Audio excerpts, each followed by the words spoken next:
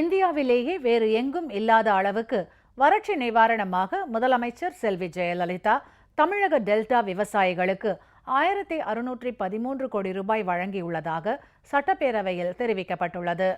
சட்டப்பேரவையில் இன்று வறட்சி நிவாரணம் தொடர்பாக கொண்டுவரப்பட்ட சிறப்பு கவன ஈர்ப்பு தீர்மானத்தின் மீது பதிலளித்து பேசிய வருவாய்த்துறை அமைச்சர் திரு ஆர்.பி. உதயகுமார், வறட்சியின் போது டெல்டா மாவட்டங்களில் குடிநீருக்காக 608 கோடி ரூபாயும் வறட்சி நிவாரணமாக 1004 கோடி ரூபாயும் முதலமைச்சர் செல்வி ஜெயலலிதா வழங்கியதாக தெரிவித்தார்.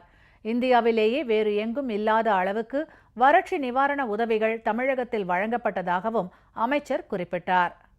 2009ஆம் ஆண்டு வறட்சி வந்தபோது வெறும் 24.25 கோடி தான் இவர்கள் வறட்சிக்காக கொடுத்திருக்கிறார்கள் என்பதை இந்த அவையிலே நான் தெரிவிக்க நான் கடமைப்பட்டிருக்கிறேன். ஆனால் புரட்சி தலைவர் இதயதூபன் அண்ணா அவர்கள் 1613.61 கோடியை வாரி வழங்கி தமிழக மக்களுடைய வாழ்விலே ஒளியேற்றி வைத்தவர் புரட்சி தலைவர் இதயதூபன் அம்மா அவர்கள்.